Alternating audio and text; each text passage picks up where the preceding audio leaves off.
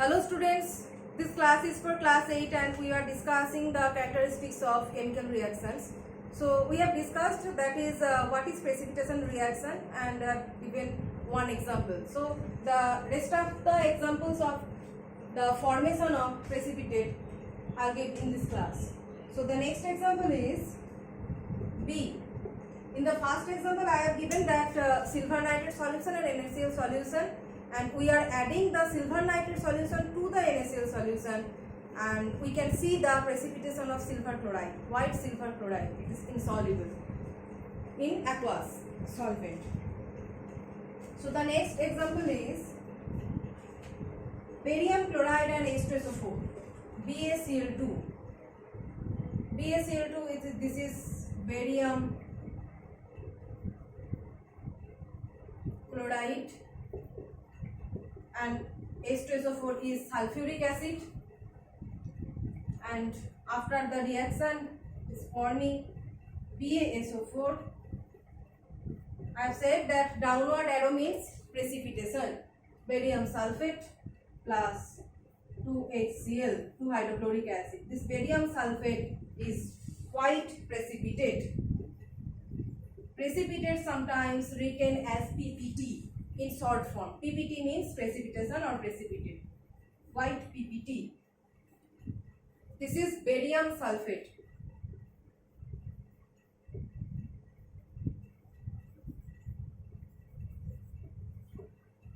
So barium chloride, we have taken some barium chloride solution. Okay. Some barium chloride solution, we are making a barium chloride solution in a test tube and adding few drops of H2SO4 to that barium chloride solution.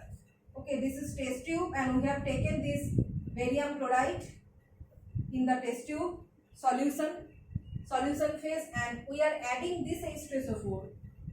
We are adding this H2SO4 to that solution, few drops of H2SO4. And after addition of few drops, instant white precipitate of barium sulfate will be formed. And the third example is reaction of iron sulfate and sodium hydroxide.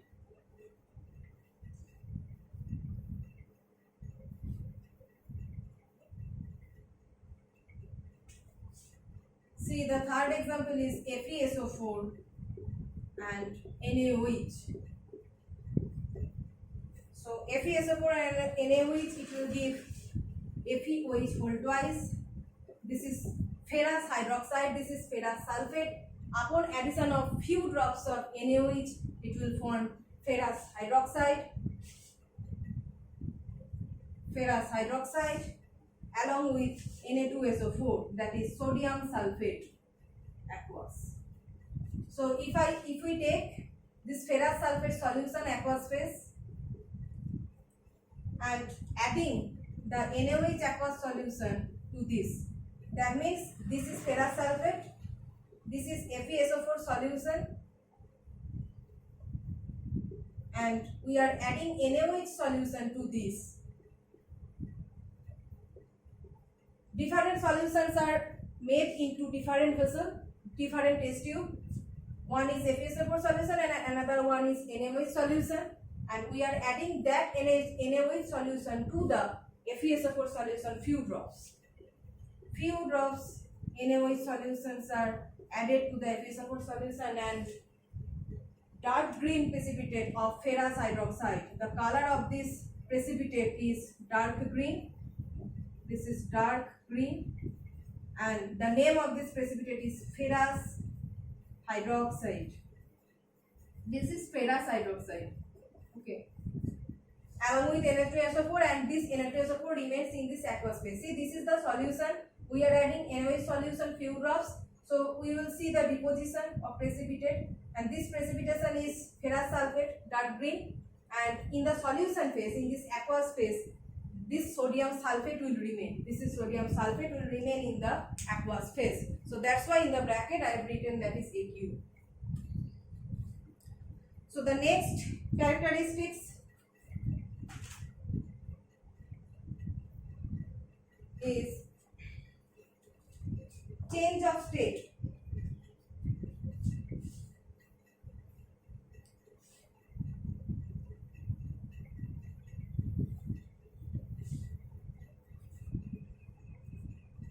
change of state. So you know three states of matter: solid, liquid and gas. And in a reaction there will be a change in state. As you can see that when in the first example we have reacted zinc and H2SO4. Zinc is solid, H2SO4 is liquid, and it is giving out hydrogen, it is gas.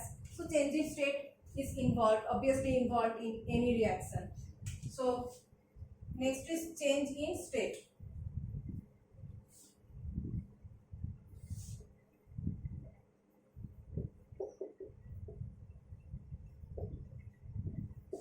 So in bracket, if we write S, that represents solid. In bracket, if we write after the name of the reactant or product, if we write in bracket S, that means solid, L means liquid, G means gas, and AQ means aqueous solution. Okay.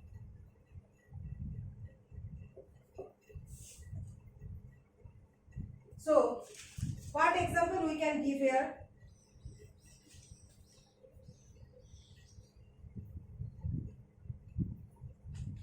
We can give here as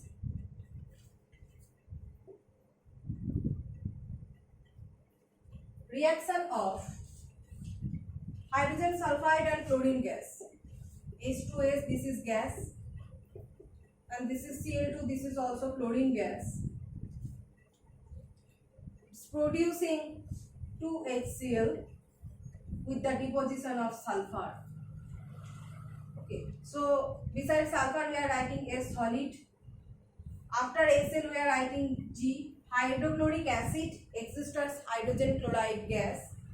This one is gas and gas plus solid. So change in state is gas to solid.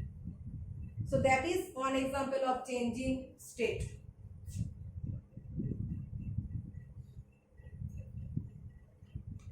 So when hydrogen sulfide gas and chlorine gas reacts with each other, they produce solid sulfur and hydrogen chloride gas, and this solid sulfur is yellow solid. Okay, the color of sulfur is yellow. This is yellow solid. And the next example we can give reaction of ammonia and HCl gas in place of H2S gas. If we take ammonia gas, so it will form NH4Cl solid. This is ammonium chloride. The name of this product is ammonium chloride.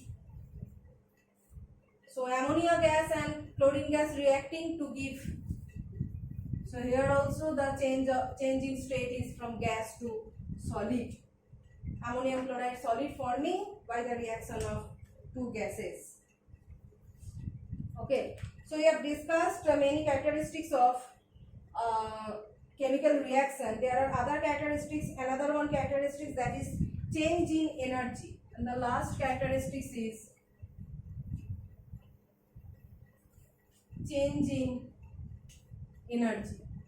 So this change in energy represents either evolution of gas or absorption of gas. So we can give two examples for evolution of gas: burning of fuel, that is evolution of gas, and next one will be absorption of gas. So for that, when calcium carbonate is heated, it produces calcium oxide and carbon dioxide, and minus heat. Okay, minus heat, see this sign minus heat is meaning it is absorbing heat. Okay, so heat energy is absorbed there, absorption of heat.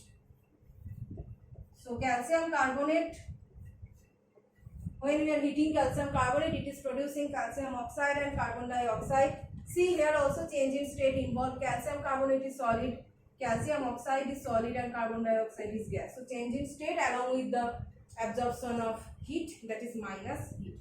So exothermic evolution of gas is burning of fuel, and absorption is decomposition of calcium carbonate. So in the next class we will learn some conditions what conditions to be fulfilled for a chemical reaction. Okay.